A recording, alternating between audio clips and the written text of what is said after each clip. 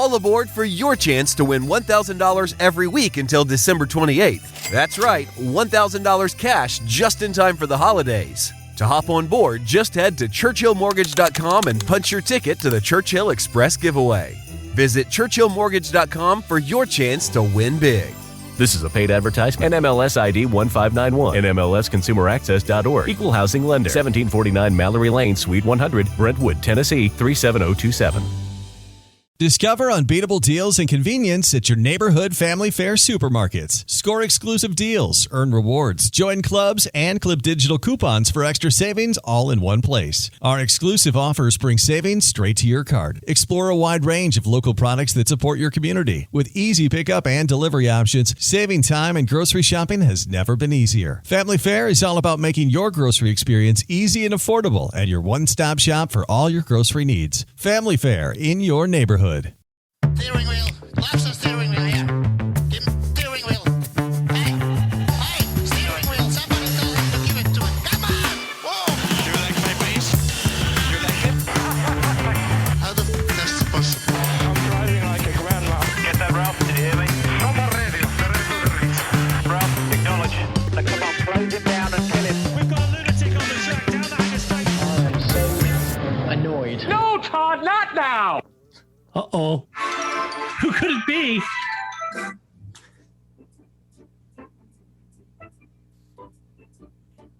Hello, welcome back to the Parc Fermé for podcast number 729. This happens to be Todd. No, Todd, not now. AKA Negative Camber. You know why I've asked you here. You must convince the villagers that I'm harmless. That's exactly what I need you to do. Tonight, for your kind consideration on podcast 729, we're going to talk about Formula One news and all other kinds of happenings. You know what we do on off race weekends. That's what we talk about. But before talking about that, of course, I have to introduce my guest tonight, which of course means, yep, that's right. I got to go all the way to the right coast of America, nestled in our nation's capital, where she applies her skills as a master statistician and just an all-around brilliant person. You know her. It's the lovely, the redoubtable Grace. How you doing? Doing pretty good, Todd. How are you doing? You know, funny you should ask. Can I be honest? I can be honest with you. Can I? Yeah, I'm not doing that great. Oh, we've been doing this show for like 8,000 years together. I know. To be honest. Yeah, I can be honest with you. I feel like you're a person I could share this with. Yeah. Actually, it's a bit of a disclaimer and an upfront apology for all of our listeners. I'm not doing that great this evening. I had to have like ASAP surgery. For those of you looking on YouTube, you can see the right arm there in a splint, and I can't move my right arm. So somehow I was lifting up the right corner of a Formula One car. That's what I'm telling people. I was attacked by a mountain lion. Yeah. I was attacked by a fully grown grizzly bear, and defending myself, I managed to kill it with a Bowie knife. But in the process, I somehow pulled my bicep tendon off my elbow. Yeah. And, it was one of those things, it'll get better. So I go finally to the doctor, and the doctor sends me an orthopedic specialist and ultrasound, all this stuff. I get to the orthopedic guy. He looks at it and says, yeah, that needs to be operated. I'm like, now, you don't wait for those. And I was kind of like, well, hello, sir. It took me a month to get in to see you, So there you go. Right. So anyway, last Monday, a week ago, I had to go in for surgery. So then they give me painkillers. They prescribed painkillers before I even went to surgery because they knew that's how bad it was going to be. And they were right. So I'm on painkillers doing that. Now, here's the other problem. If the show sounds a little disjointed tonight, folks, you'll notice on the website, I haven't posted anything this week. And if the show seems disjointed tonight, that's because the notes are really wonky. Because look, I can't type anything. So I'm completely, cut and paste guy. So tonight, in order to bring you, even under all of this duress that I'm under, in order to bring you a show and not miss a podcast episode, I'm going tonight to start talking about news reports in the news, and I'm going to read because I had to do a lot of cut and pasting, and so I can do that with my left. By the way, I'm right-handed. It's my right elbow. I cannot do squat with my left hand. Nothing. It's shocking to me I can play guitar. So, from it ain't nothing. I can't do anything. So anyway, I could manage to work the mouse to highlight, cut, and paste. So if I reference Autosport a lot, if I reference Motorsport a lot, that's because these fine institutions are where I'm getting these news stories. So just up front, guys, I completely apologize. And I know everyone's sitting at home thinking, oh, man, this show's... It's a shit box. Yeah, I hear you. I know. Is that low volume? Sorry. It's a shit box. There you go. Yeah. So, and I know what you're thinking. So apologies. And the other half of you are kind of like, get to the show. This is the show. I know, but this is my disclaimer. All right, so 2 comments. First comment, I think you should have gotten your offspring to help you because... Oh, that would have been good. Damn it, you helped bring her into the world. The least you could do is type for you, right? Yeah, she could have done that. That's a brilliant idea. Thank you. If I still can't type by next week, I think I'll do that. I don't know. My parents would make me do that. You over there. I don't know which one you are. Get over here. Type these notes for me. I will dictate. Right. Right. Okay. Yeah. 2. So I don't know if you've been watching Winter Soldier and Bucky. I refer to it as Sam and Bucky go. The Falcon and the Winter Soldier. I refer to it as Sam and Bucky go backpacking together because it's literally, I think, what most of the show is just the 2 of them backpacking across Europe. But anyway, so the guy who, oh God, this is terrible, right? So the actor who played Niki Lauda, right, is in Winter Soldier because he plays the bad guy whose name just shit box. That guy. So anyway, so they keep doing. Oh man, and Flip was is it downstairs. Daniel something? Yeah, Brule isn't it? Yes, Brule. Yeah. And anyway, Flip would be yelling from down the hallway if he could hear me. Anyway, so it's like everybody at home is doing. Anyway, I feel like every interview they need to end. I just want somebody to go, listen, I know, Daniel, this is a weird request, but I'm a really big motorsports fan. And could you just, for the fans at home, say it's a shit box like Niki Lauda just one more time? Like, I'd love for somebody to do that. I would find that hilarious, clearly. That's interesting.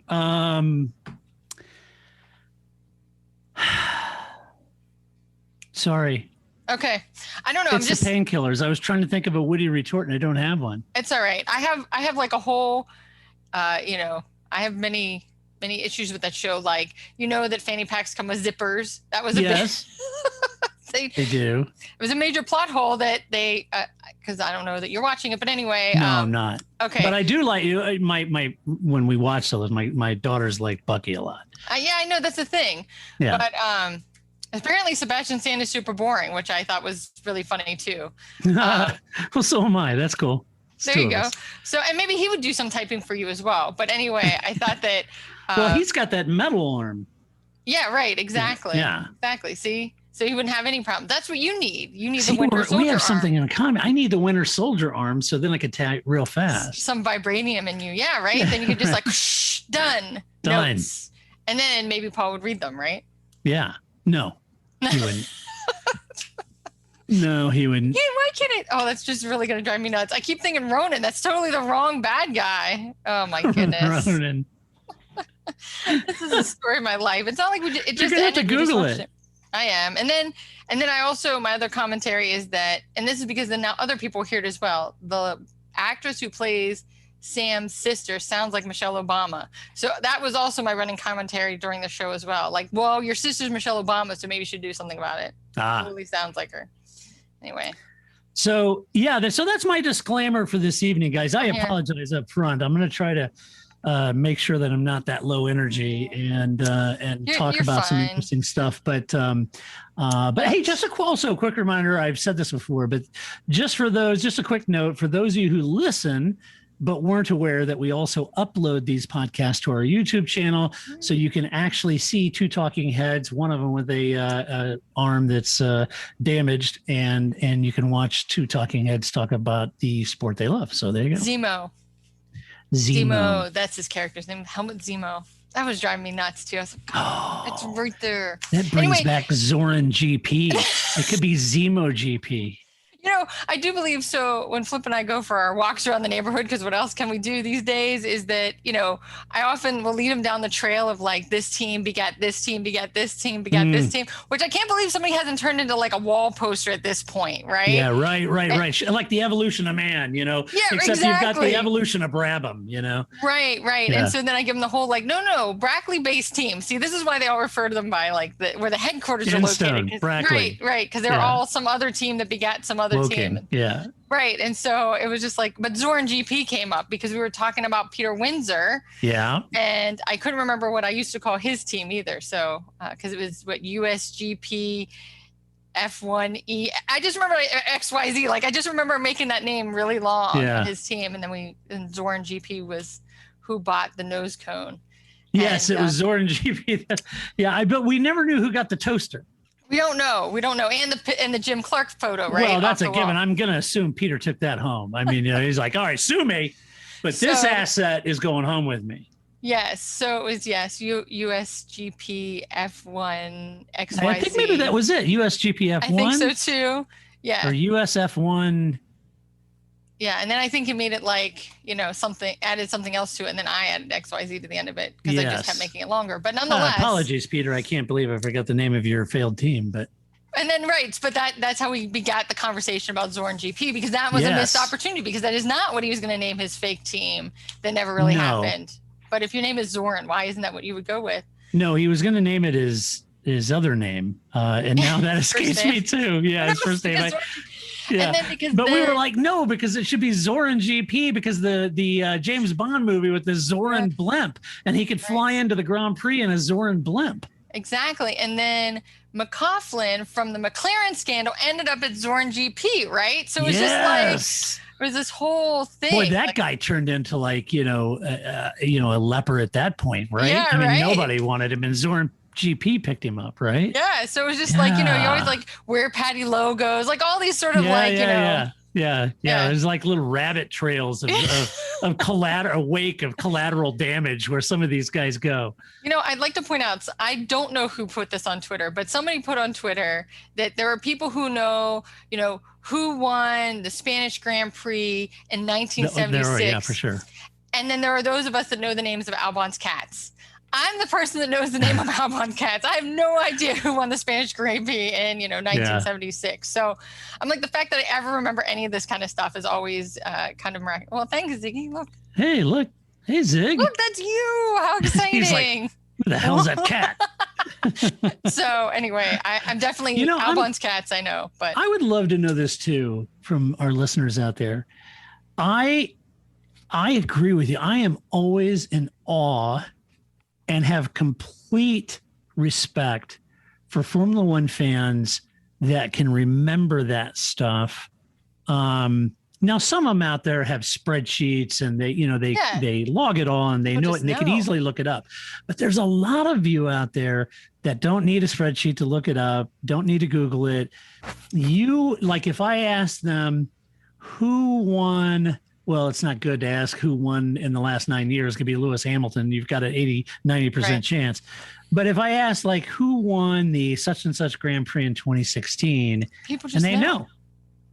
And they know that, and I have to do math backwards to figure out who the president was. They'll do certain incidents like that have happened. Oh, you remember when that time, like the famous where the Red Bull, where both front wheels fell off at the same time? Oh, yeah. Couldn't tell you when that was, what race that was, or what track that was. I remember it happening, but I'm one of those people that I consume and enjoy Formula One as it's happening and when it's happening, but I don't write any of it to memory per se, not in mass.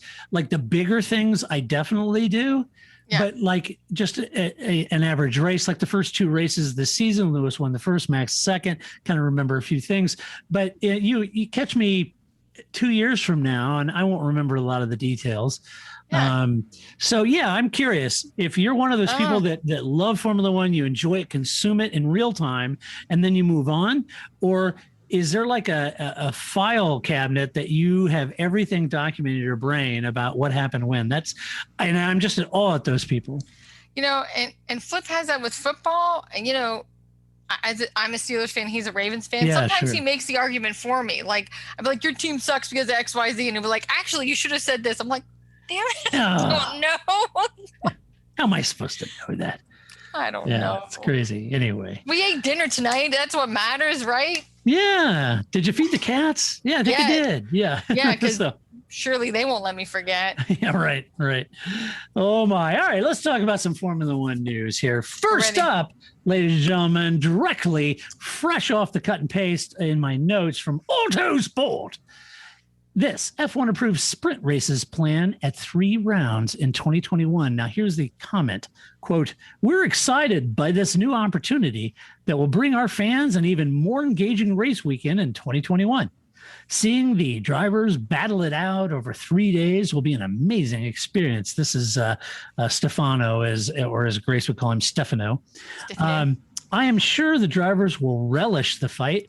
I am delighted that all the teams supported this plan, and it's a testament to our united efforts to continue to engage our fans in new ways while ensuring we remain committed to the heritage and meritocracy of our sport. I love that. Now, I'm reading this from Autosport. They say, for now, F1 has not confirmed where the sprint races will be, merely stating that there will be 2 in Europe, 1 at a flyaway event. However, and I wish I would have wrote and given credit to the author. It may have been Jonathan Noble.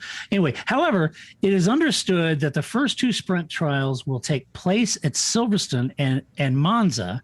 A final decision on the flyaway, which has long been expected to be Brazil, will be taken nearer the time. So, Grace, sprint races, 3 of them. Talk us through it. Okay, so first I had to take notes. I had to take screen captures because, they start out explaining it and you're like, okay, so we're going to qualify on Friday, then we're going to qualify again on Saturday, then we're going to race on Sunday. Okay, and somewhere in here we're fitting in 2 free practices. Then they started with and they're only going to have soft tires I'm like, now I got to take notes. Like, this just became exponentially more complicated than what I was prepared for. This is Formula One. They're always going to over-engineer it and make a Rube Goldberg device out of everything they do. You're right. So first of all aboard for your chance to win $1,000 every week until December 28th. That's right, $1,000 cash just in time for the holidays. To hop on board, just head to churchillmortgage.com and punch your ticket to the Churchill Express giveaway. Visit churchillmortgage.com for your chance to win big.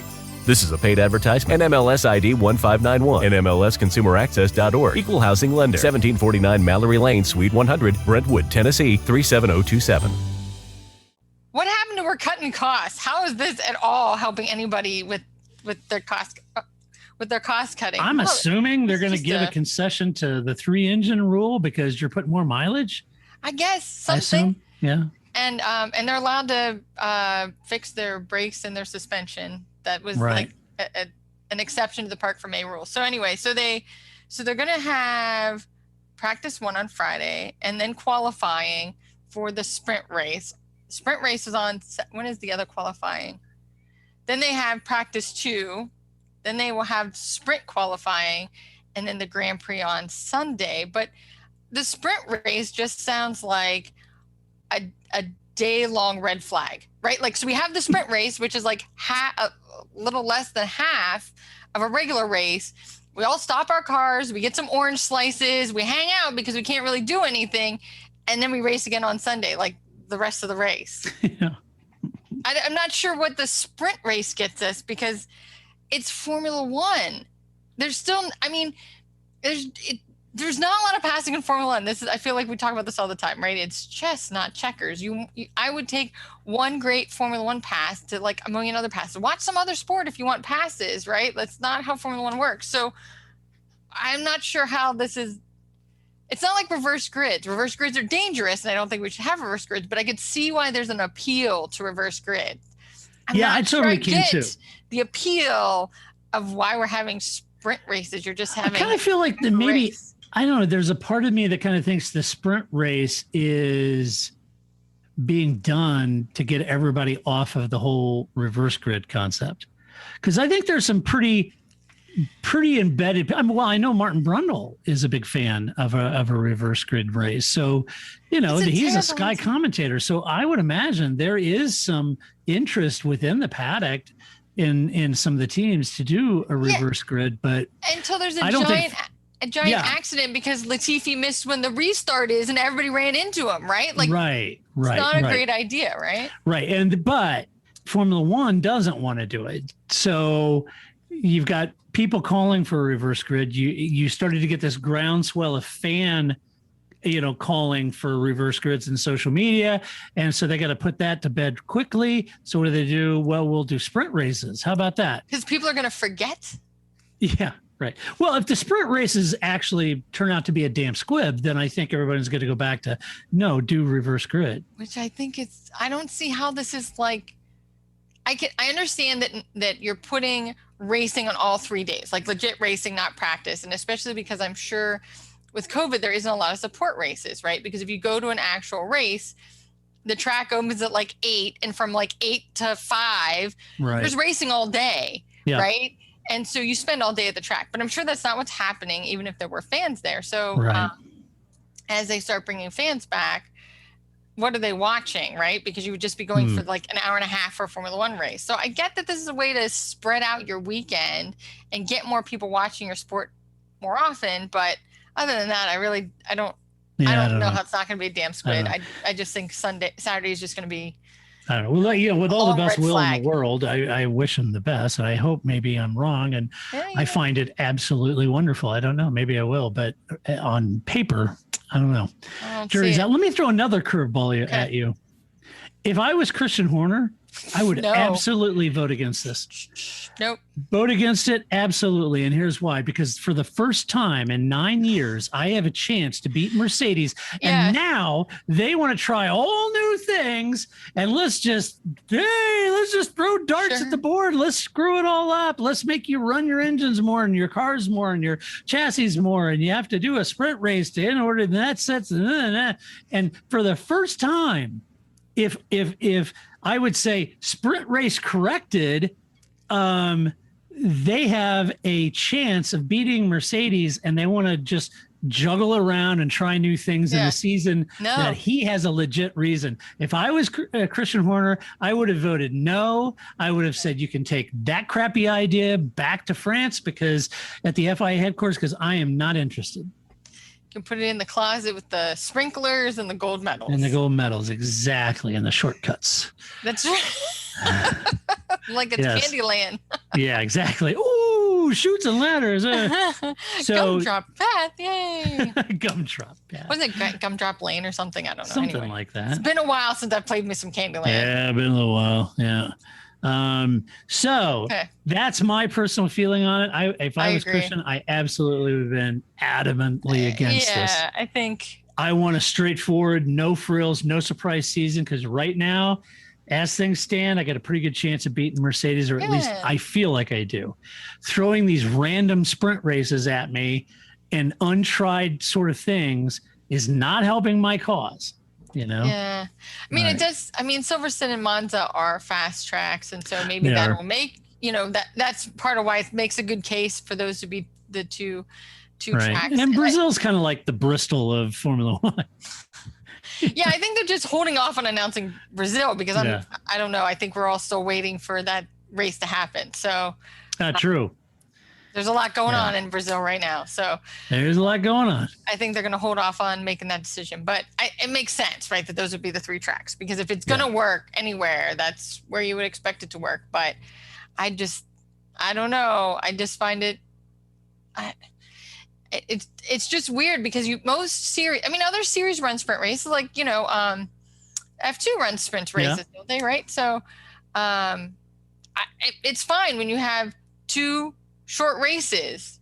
It's fine. They do that in Moto 2, right? Like 2 short races, I think. Oh God, somebody's gonna be like, no, they don't grace. That's bike.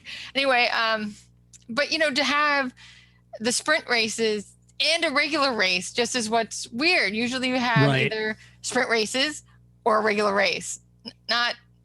And the reason for the sprint races is sometimes scheduling, right? Like that it gives you more time between the races, right? Because you're a lower level series, right? Yeah, right. You don't expect to have those kind of like, car malfunctions in Formula One that you need, run a half hour break, run a half hour. Right. I don't know. It just is it's a weird deal. Stretching. And again, I don't know. It would be great if it was going to be totally different. It's still, so it's one more day that Lewis Hamilton gets to win, right? Like, yeah. Okay, here we go. Kind of scratching my head. What the hell? How mad can Bottas be twice now in a weekend instead of just once? Right. I don't, I think. Yeah.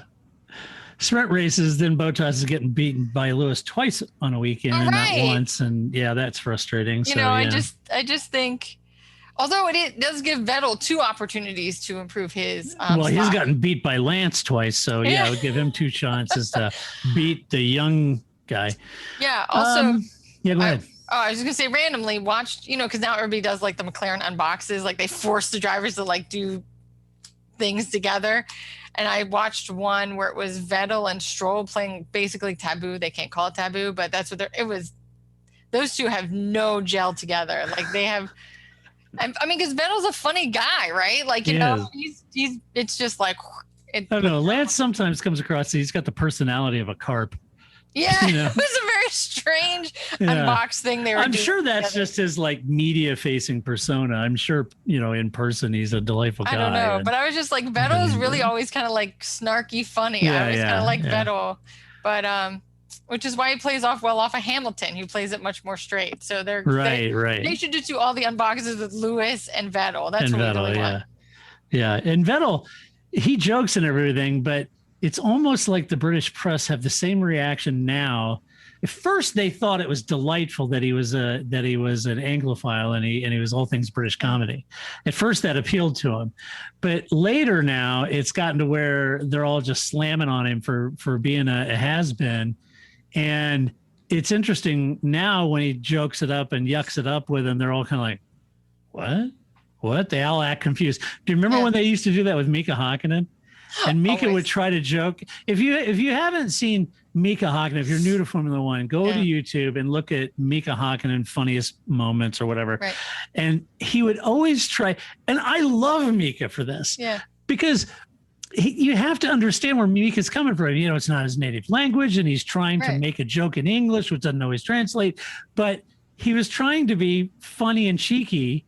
And the British press just acted like they were completely clueless as what he was trying to do. Like they would say, "Oh, Mika, it looked like a really hard day or a really easy day out there. Win an easy win." And Mika goes, "Oh yeah, it is so easy. I can't tell you how easy it was."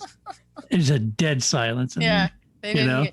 And it was like he was like look around like, "What? Do you not getting this?" No, that is a good point. They didn't. That also reminded me there's no podium celebration after the sprint race. So well, of course not. But you get 3 points, 2 points, 1 point, right, for the top 3. So you do get some points out of it. But no celebration. So winning that sprint race in Mexico isn't going to do you any good. And also that made me think of Kimi Räikkönen. And I did post this on Twitter, but I'm going to share it for those of you who don't enjoy my Twitter feed. That last time we were on, we talked about the Kimi Räikkönen's summation of marriage, right? Mm-hmm. But you keep answering me, right? Like that. I thought that one radio communication really kind of summed up marriage. Well, I thought the one last week in Imola where they're telling him there's an accident, right? Because Bottas and Russell like crash right in front of him. He's like, I know there's shit in my face. Like, and they just keep telling him there was an accident. He's like, I know, like I got it, right? I know. I just drove through it. I know, right? I said that to me summarizes parenting, right? You have the parent that's like been barfed on going, and the other parent's going, I think the baby's sick. Yeah, I know. There's shit all over me. I know the baby's sick. Right. Yeah. Totally get it. And then the other parent just goes, okay, well, we're with you. Thanks. Yeah. Great. Yeah. Thanks. Here. But it's just the fact that they go back and forth in both instances 4 or 5 turns before anybody hears the other person about what's going on. I know. I just both sides are talking, but not listening much. So funny. Oh, so there you go. All right. Kimi Räikkönen. A couple weeks ago, I took a lot of incoming on a headline that I had posted, Allison out as technical director at Mercedes. And I had all kinds of incoming and people saying, oh, man, you're an idiot. That's such clickbait. That's BS. He got made CTO and, you're an idiot. That's a promotion. That's not out, blah, blah, blah, blah, blah. And I get emails and people accuse me of clickbait. And I kind of said 2 weeks ago, Grace and I kind of unpacked this a little bit. And I said, I read the quotes. I've been around, been following Formula One for a long time, and you tend to be able to see this PR speak when you see it. And so I read some of those quotes. Well, this week, out of Motorsport is an article about James Allison, and he didn't want to just overstay his welcome and become an old fart at the team. And here's what he had to say. And yes, I am reading this because for all those people that were sending me hate mail and giving me crap on social media about my quote clickbait headline, well, I have these quotes for you. Listen along. Quote, I wanted to make sure that I could be true to this team, to make sure that I committed to being a technical director over a period where I could earn my salt, but not outstay my welcome, and to know when the right time to step away was. I would much rather that was done while I was still useful than becoming an old embarrassment, and that was what was playing in my mind at the time. During the period I was really comfortable and confident to commit to as technical director. We have been collectively working to make sure that the transition from me to Mike would be a success and would give the company all the benefits that would come from the vigor of a new set of hands to change. Then the article says, this is the journalist article says, Allison originally thought that stepping away from the technical director role would mean the end of any links to the Mercedes team. However, team boss Toto Wolff felt it was important that Allison keep close ties to the outfit, which is why he is elected to move him into a new CTO position. Quote, when I felt this was the right thing for me and the best thing for the team to do, to step away, I very much thought that I would be stepping away way to my sofa to cheer the team from the sidelines as a punter. I didn't imagine there would be a space in the team having relinquished this brilliant job. Happily, Toto saw it a little differently, and between us, we worked to save the manner in which I could contribute to the team, but with the absolute backstop that my future role could not in any way undermine the crucial importance of the technical director having a real proper responsibility that the technical director should have for the challenge beneath him. The new role had to be one that was not in the front line, was not a part of the day-to-day, and was not part of the current car or indeed next year's car. On Instacart, I can shop a huge selection of pet supplies, from that one brush that scratches him just right, to that extra comfy bed he can't wait to flop down in. And I get everything delivered right to my door in as fast as 1 hour. Okay, settle down. I know it's here. Yes, very exciting. Visit instacart.com or download the app to get a free delivery on your first 3 orders. Offer valid for a limited time. Minimum order $10. Additional terms apply. Instacart. Add life to cart. Hey guys, it is Ryan. I'm not sure if you know this about me, but I'm a bit of a fun fanatic when I can. I like to work, but I like fun too. It's a thing. And now the truth is out there. I can tell you about my favorite place to have fun. Chumba Casino. They have hundreds of social casino style games to choose from with new games released each week. You can play for free anytime, anywhere. And each day brings a new chance to collect daily bonuses. So join me in the fun. Sign up now at ChumbaCasino.com. No purchase necessary. VGW. Void where prohibited by law. See terms and conditions. 18+. He was done, folks. He was done. Leave. This is professional paid gardening leave long term to keep him from going else. Right. It wasn't some big ass promotion that they were giving him because he's so freaking brilliant that they had to yank him out of the technical role and give him this CTO position. And you all were banging on me and calling me very hateful things. And I'm telling you, he was done. He was gone. He was leaving. And Toto said, wait a minute, we got to lock him down. Yeah. How about a CTO role? How we put you over here where you're not on the front line, not a part of the day-to-day, not a part of the current car or next year's car. Exactly. Perfect gardening leave. done. Do what you got to do, sir, because we're keeping you here for at least another year so that your information is old enough that you can go somewhere else and we don't care anymore. Right. So I'm sure I'll get emails and social media posts. Hey, sorry about accusing you of clickbait. I won't. So, all right. That's an update. James Allison was leaving. He was done. He was gone. Yes. He was out of there. He'd had it. And Toto very craftily came up with a way to have paid gardening leave so he wouldn't spill his guts. We'll get into that. Sounds nice. Yeah, it's great. Anytime I've left a job, everybody's been like, well, don't let the door hit you on the way out. Right. Like, this sounds nice. Right. We're going to give you this other job in this corner where you can just like arrange stuff for a year and then. You really don't have to do much. I mean, I don't want you mucking about with the new technical director, and I don't want you dealing with this year's car. I really don't want you worrying about next year's car. Just kind of do some technology stuff, you know? Whatever. Okay. Technology stuff. Do you want me to work on the Microsoft Exchange server, or, are we good there? How about I figure out Microsoft Teams, because we're all going to have to use that now, right? Right. James Allison, the new Microsoft Teams trainer within, right. and then he can get busy on that Cisco SQL server. Exactly. Or Catalyst server, layer 3 server. Yes. Let's go. That's right. All right. Well, this big news, folks. We talked about this a couple weeks ago.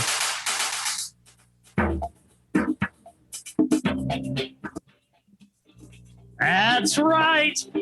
A second Grand Prix in America, the Miami Gardens Grand Prix, is coming. Oh, are we excited yet? Yeah, not really. Woo! The Miami Grand Prix is on. A deal has been struck for 10 years. I will forever call it. And if you listened to our podcast a couple of weeks ago, I was on a big rant about what they were doing to get this thing approved. And so I will be referring to this as the Miami Gardens Grand Prix, because that is where it's being hosted, not Miami. And so the Miami Gardens Grand Prix, and Miami Garden, Miami, same thing as a neighborhood. Yeah, I get it, but it's technically Miami Gardens. And that's what I'm calling it.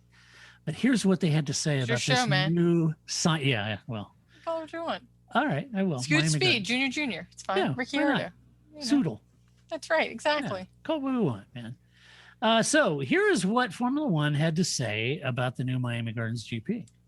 Quote, Motorsport. Quote, we are proud, and this is not me. We are proud as F1 because we are looking ahead. And this is, again, I think, Stefano. We are putting the foundations for an incredible future of F1. And this is a milestone that we all wanted. Just last night, when we shared the information with all the teams, everyone was really, wow, that's the right way to go. This is really where we should be.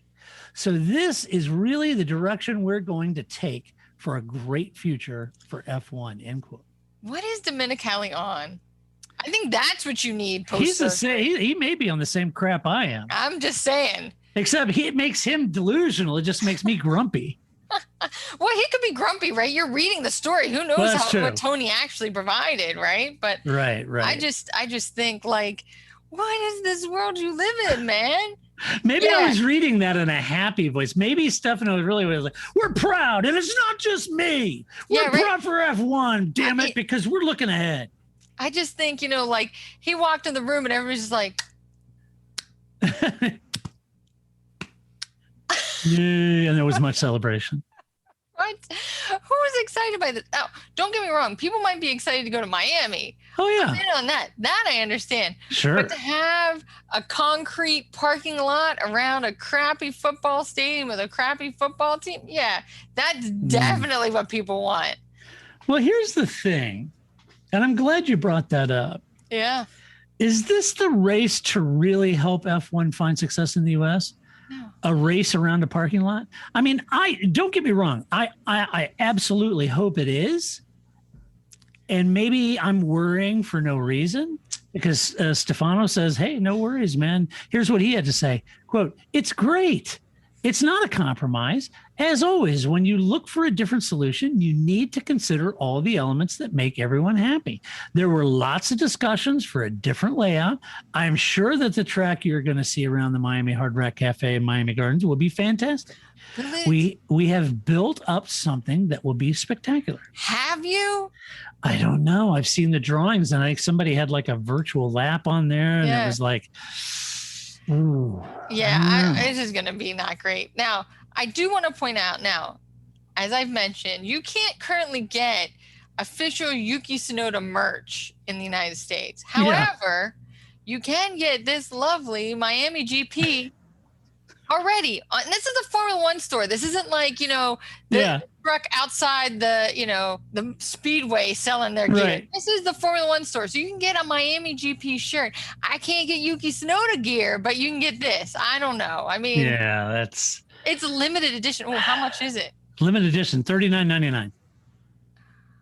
No, I don't. $49.99. But wait, there's more. $35. I was close. I said $39.99. I was close. $35. Look at that. $35. You too could have your very own. Oh yeah, Grace, Miami you can put that on. T-shirt. Roll into Miami. Oh yeah. I just was like, oh my God, they're all in. They're all in. It's going to be concrete and jersey barriers. Why does somebody want this?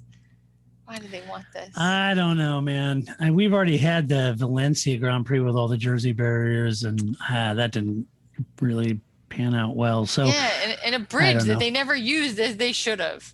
Yeah, they should have actually used the bridge. Like, you go, two cars go over it and then it turns and you go somewhere else, Exactly. Like, whoa, it was like Harry Potter. This is Hogwarts. That's like, I will say more than once I've had friends go, because Japan goes, crosses, but it's not like a figure eight, right? Yeah, it's a bridge, over, right? Under, yeah. Right. But if you look at it on a map, it's like, so I've had several friends go, whoa, does it cross? No, there's a bridge. They're like, oh, we were so close, almost watching your sport with you.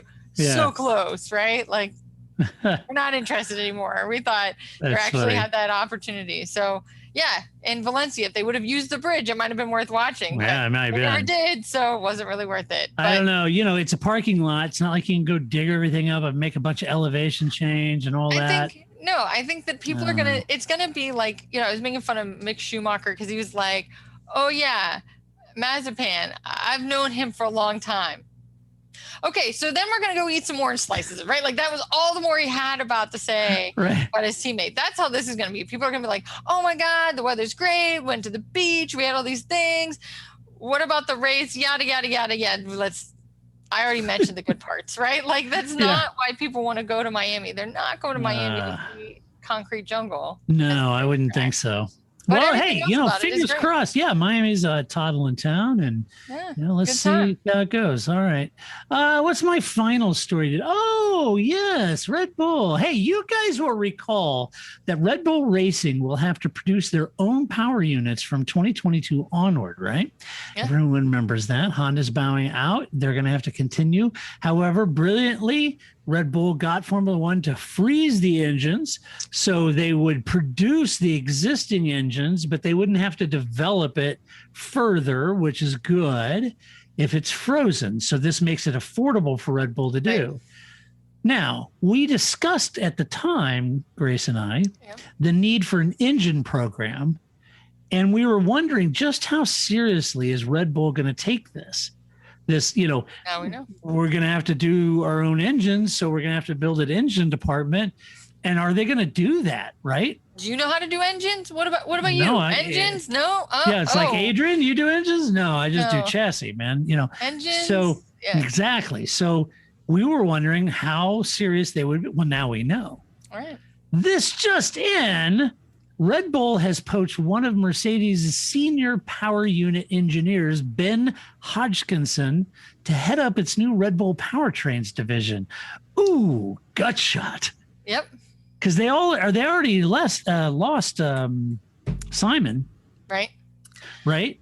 And he was the head, and now this guy got poached. Zing.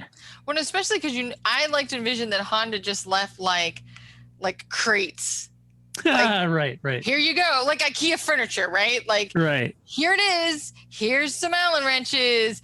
We out. We going back to Japan, right? Like that's so. I feel like that there's Christian Horner just going,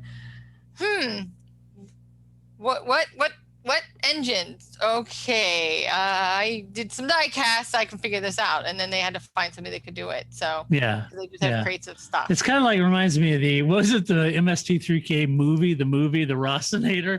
Yes. And they had the crates of equipment, and Cal and the other guy were putting that together. Watch men build things and adjusting them. So, I'm sorry, I'm betraying myself. I'm letting you know that everyone that I'm a huge MST3K fan. Everybody should be. I don't know. Everyone should be. Manos, the hands of fate. That's Torgo. Oh my gosh. That's great. So there we have it. So anyway, here's the quote. Red Bull, quote, "We're delighted to welcome Ben to Red Bull Powertrains as technical director." That's what Christian said.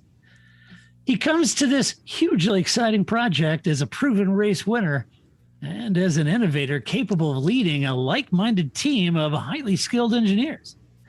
When Red Bull announced the creation of Red Bull Powertrains, it was also announcing a new phase of the company's ambition in Formula One to bring every aspect of the car design in-house and to put our destiny in our own hands. And help us clean out this garage full of random parts that Honda left us." Right.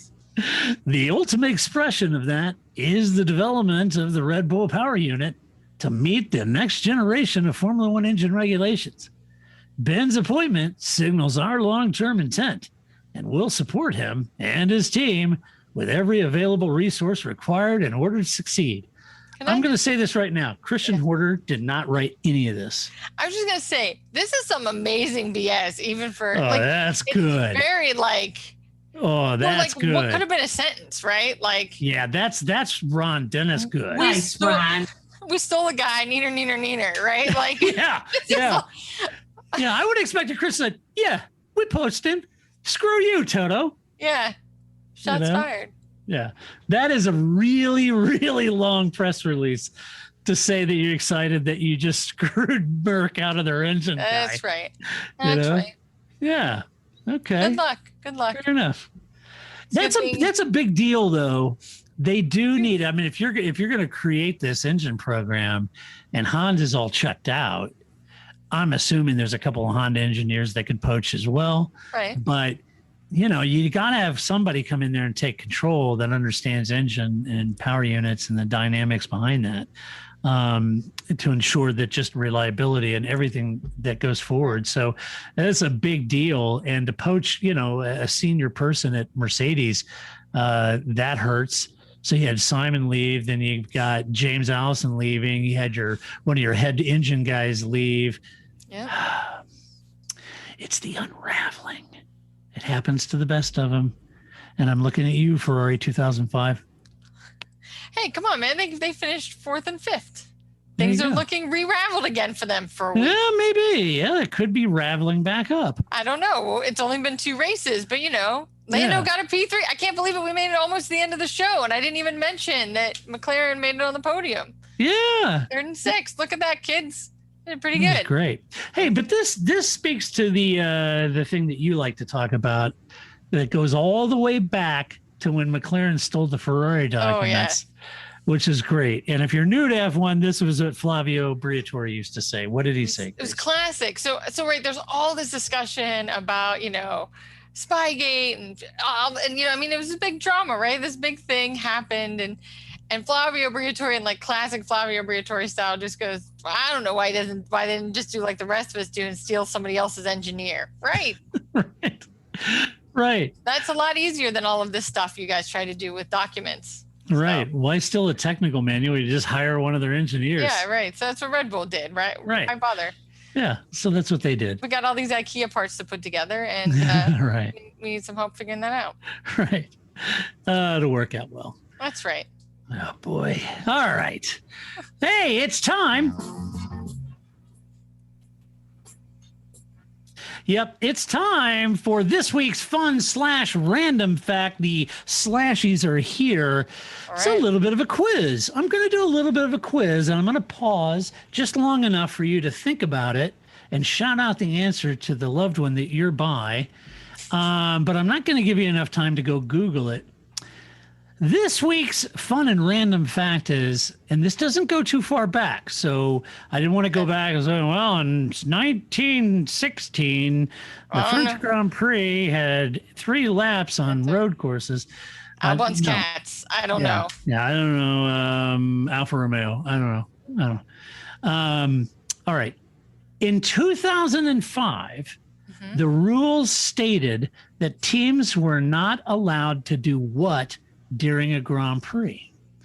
Now just think about that for a moment. Just think, what could it be? I feel like I only have sarcastic answers like they weren't allowed to have their teammate crash out so that you could win the race. That's close, Grace. Yeah, that was 2008. Oh, see? I wasn't that far So out. close. So close. All right, here's the answer, folks.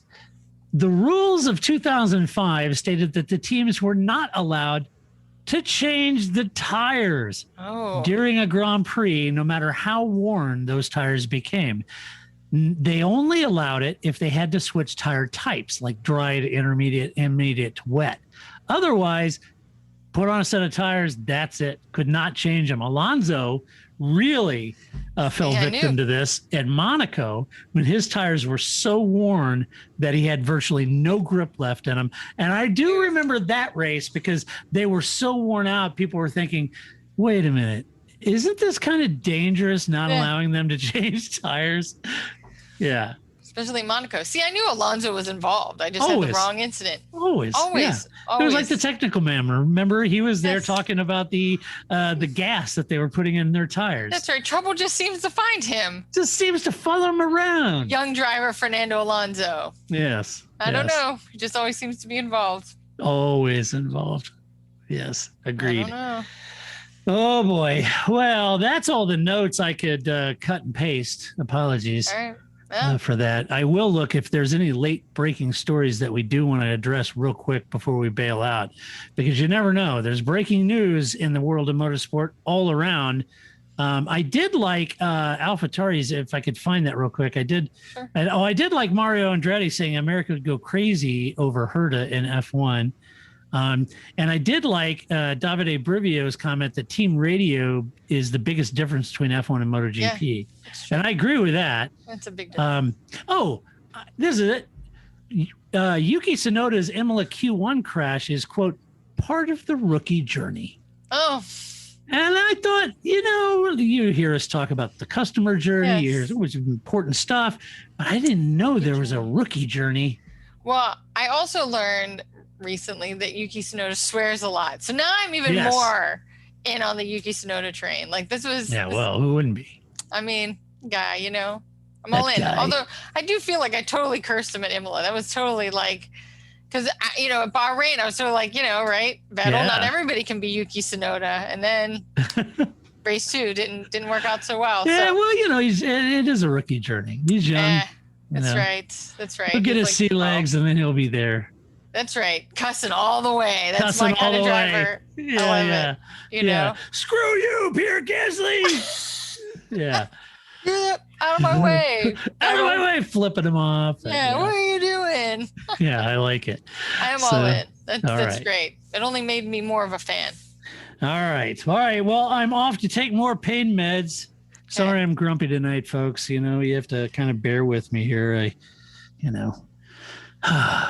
What can I say? Anyway, all right. Hey, in the meantime, stop by the website.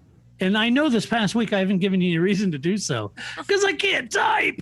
And so anyway, but hopefully I will be able to type this week and post some stuff. But stop by, share your opinion on this podcast. Let us know what you think. And just do it with decorum and civility. If you like the podcast, go to iTunes, give us a good rating, give us a little love over there. It would be much appreciated. Hey, folks. This podcast, there's only one reason it exists, all 729 episodes, well over 800 with downshift episodes. It only exists because we have Patreon supporters. It would not exist if we didn't have Patreon supporters. And if you like the podcast, if you've ever considered about supporting us, you can go to our website, theparcfermé.com. Over on the right-hand side, there's a link to our Patreon account. You can support us over there for as little as $1 a month, $12 for a year. I don't know what that converts to in pounds, 50 cents. I don't know what that is. And so you can do that over there. It would be very appreciative. If you really couldn't give a damn and don't want to do that, that's okay. But find a Patreon supporter and pat them on the back, because it's because of them this exists. We will be back next week. What's the next race? Portugal. Well, I was just looking because my calendar said it was still TBD. So I was like, well, I don't know if there's a race next weekend. I did see something mentioned in the wait a minute, this is on the fly, folks. I didn't plan this, Portugal. But I did read just today that the F1 set to sign off sprint races plan before Portugal. That's this weekend, and it looks like it is a go. Yes. Okay. Well, because I was very confused by their graphic, because you know, I was trying to figure. Oh, sorry. Oh, glare. Terrible, right? There it is, Portugal. Right. So, but it says 0230. And so in America, right, we put month, day, year. And in Europe, right, they put day, month, year. And so I was what month is 30? What's 3002? Because the words are underneath it. It's not a numerical date. Right. I was very confused. They're like, what? I know. I work for a European company, and all their dates come over, and they're always backwards to me, you know, and I'm like, wait a minute, month 14, what? There's no 14 months. Plus, that means I don't know why I only recently realized this, but they don't have a Pi Day in Europe because of that. We have a Pi Day, but because they do it day, month, year. Which, if I'm right, Grace, and I was terrible at math, isn't that 3.14? Yes, but they don't have that because they have 14.3. They don't have 3.14. There is no 14.3. But the whole idea is that, and it was really because David Emmett posted that. He's like, well, what the hell's Pi Day? We don't have that. Like, oh, right, because you don't have 3.12 day. Yeah. Your thing. So anyway, long story short, I'm going to blame their graphics. I also did hear that they're going to do some more new graphics for the Formula One races. So I look forward to being mad about that too. So I reserve. Oh yeah, this will be an all new reason for us to be pissed off. Terrible. If I have to like pause the race and like sit there and figure out what are you trying to show me with this graphic, that defeats the purpose of the graphic. I already have to deal with Crofty telling me things. I'm like, I don't think that's right. I don't know. At this point, I just feel like Amazon Web Services is being jammed so far up my backside I can taste them at this point. You know? And it's not a good thing. Like, come on, man. Tastes a little metallic-y. I'm not enjoying it. Yeah. So, I don't need that much Bezos in my life. No, right.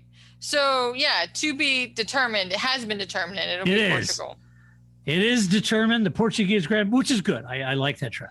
Yeah, I also want to put it, because it's sponsored by Heineken, so I also want to put this in there too. You know how Vettel complained about how all the trophies used to look the same because they were all sponsored by Heineken, so they all had the same look to them.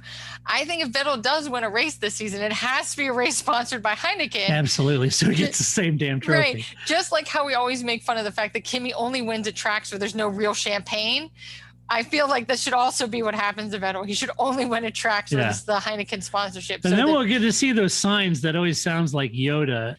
In America, we'd say drunk driving.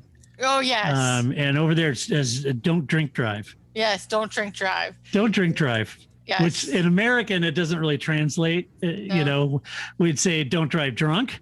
Right. Or don't drink driving. Or don't drive while you're drinking, or don't drink while you're driving. That's how we would say it. Right. But over there it's just don't drink drive, right? Yeah. I don't know. When we were in Montreal a couple of years ago, that commercial is all that plays in between the races of one of Jackie Stewart. I literally sitting in the stands at one point went, I am now going to go drink drive because of these commercials. Like they pushed me to drink driving, and several people laughed, which I was like, well, I'm glad that somebody was amused by how much I hate this commercial, because you can hear it everywhere. Because it's playing on the speakers that are loud enough that you can hear it over the cars. So you just can't sit get away there and from you hear. This looks like a bit of a hairy monster. It's a great car. Aerodynamics come in at any speed. Positive directional stability. All in all, the car is very good on the road. Ford, I think, have done such a good job on the tempo. Huh? How about I haven't done my Jackie Stewart That's montage true. in a while. That's true. That's because he seems to have fallen out of favor as the rent-a-cock. Yeah, I hope he's feeling well and stuff. I mean, he's up there in age. I hope he's doing all right. But I haven't seen him as I would say as press forward as we used to. That's right. But that was like 10 years ago, man. It was. You know. Yeah. I got a good picture of him when I was down in the paddock in Austin. With Sir Jackie. Chatted just briefly at that party I went to that I was telling you about, that Franz Toast came in, did a couple orbits of the room, sat by himself. No one would talk to him, engage him, got up and left. Yeah. That was at that. And Jackie was there, chatted with him a little bit. That was good. There you go. He's a good guy. He liked me because I was Scottish heritage, he thought that was good. Yeah. Well, so, there you go. You can't really complain then, right? No, sure. All right. Hey, all right, folks. We'll be back next week to do this all over again and review a race. Until that time, this is Todd, a.k.a. Negative Camper, saying so long. Grace? See you in 2 weeks. That's it, man. Game over, man. Game over. It's not what I feel I've got to prove at all. I don't really want to prove anything. I started as an amateur with no idea or no intention of becoming world champion. I was curious to find out what it was like to drive a car fast, to drive on a certain circuit, to drive a certain type of car. Okay, round 2. Name something that's not boring. A laundry? Ooh, a book club. Computer solitaire, huh? Ah, sorry, we were looking for Chumba Casino.